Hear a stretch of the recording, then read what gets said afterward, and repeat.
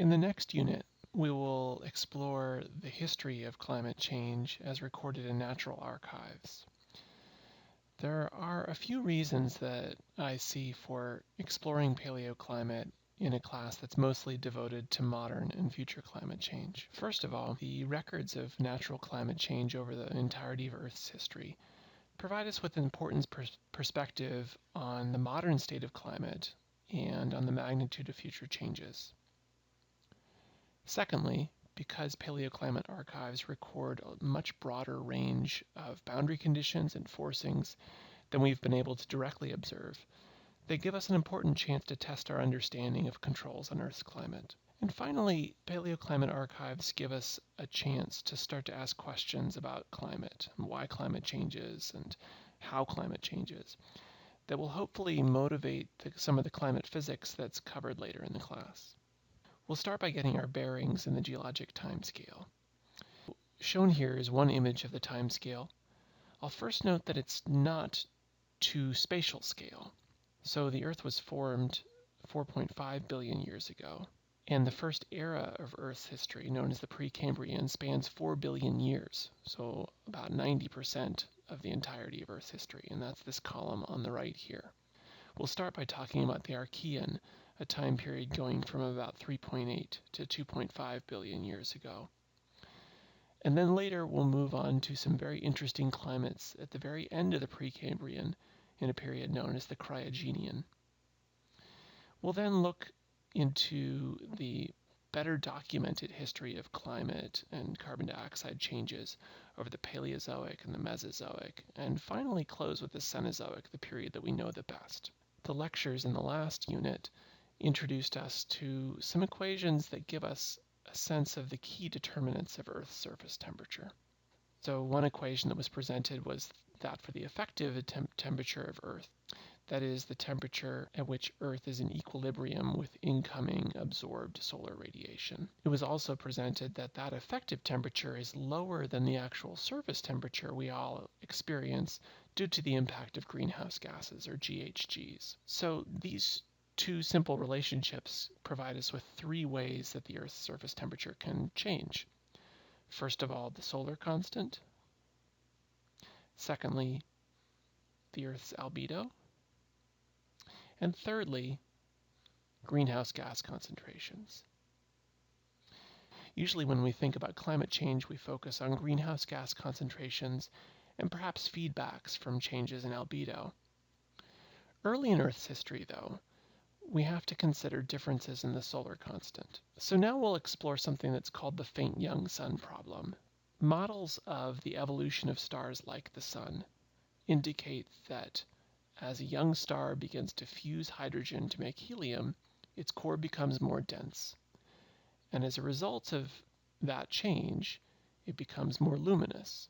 Running these models forward in time to today, we see that at the time of the Earth's formation, the sun was less than 75% as luminous as it is today.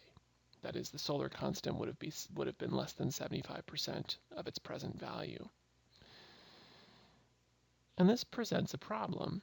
If you go back to these basic equations about energy balance on Earth and plug in a solar constant at 75% of the modern value, you would see that even with greenhouse gas concentrations similar to today, the Earth's mean surface temperature would be well below the freezing point of water.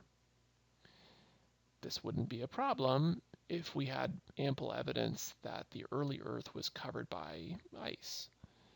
But in fact, we have good evidence that the Earth during the Archean from about 4 to 2.5 billion years ago wasn't that different in terms of its mean temperature from today. I will say we don't have very specific evidence about what the temperature was, but there is good evidence that water at the surface of the Earth was mostly not in the form of ice. Sedimentary rocks from this time commonly have ripple marks, such as is shown on the left here. And they also have mud cracks. Both of these are evidence of having been deposited in the presence of liquid water. There's also limited occurrence of rocks and sediments that give us evidence of the presence of glaciers or ice sheets. In addition, a very common rock type from this time is limestone. Limestone is made of calcium carbonate. It forms in the ocean, usually. And in the modern world, limestones are formed in greatest abundance in quite warm sea surface temperatures. Finally, oxygen isotope abundances in zircons, minerals that crystallize from magmas, provide evidence that these magmas had been in contact with rocks that had been weathered by liquid water at the surface of the Earth. And taking all these together, we tend to think that mean global temperatures were not that different from today, or maybe even a little bit warmer. So if the solar constant was 25% lower than today, but temperatures weren't that different, we're left with two options for warming the world. First of all, the Earth might have had a lower albedo. It could have absorbed solar insolation more efficiently. This is certainly possible. It may have been that clouds were different in the Archean. It was also the case that continents had a lower areal extent. As we know from the modern world, continents have a higher albedo than the ocean surface, and so this would have also decreased Earth's mean albedo. However, it's hard to get the necessary change in radiative balance from albedo alone. So most researchers have turned to differences in greenhouse gas concentrations to explain how an Earth with such low incident solar radiation could be at a temperature above the freezing point of water. And these attempts to explain warm temperatures in a world with a faint young sun have focused on three dominant greenhouse gases, though others have been explored.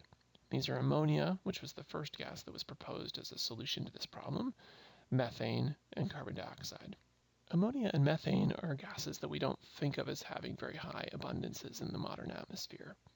That's in part because they're oxidized very quickly in an atmosphere that has abundant oxygen. But the atmosphere of the Archean was quite different from the atmosphere of today. Shown here is a very schematic depiction of what a whole range of proxy evidence suggests about the history of oxygenation of the Earth's atmosphere.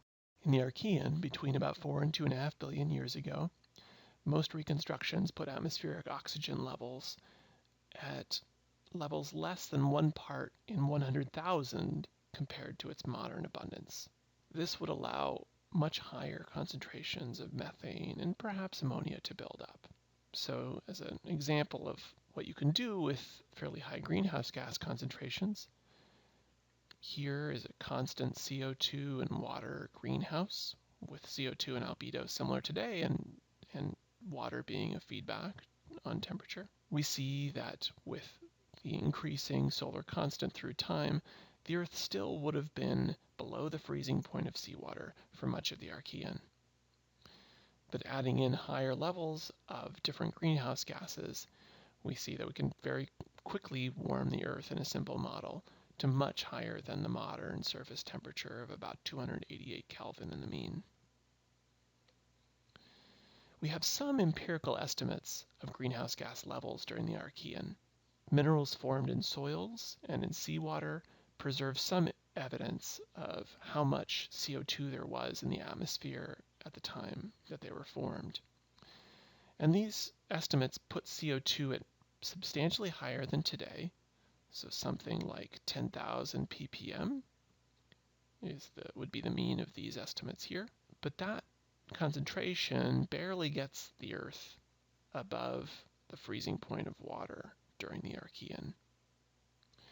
And so many have suggested that there must have been other greenhouse gases present, for instance, methane.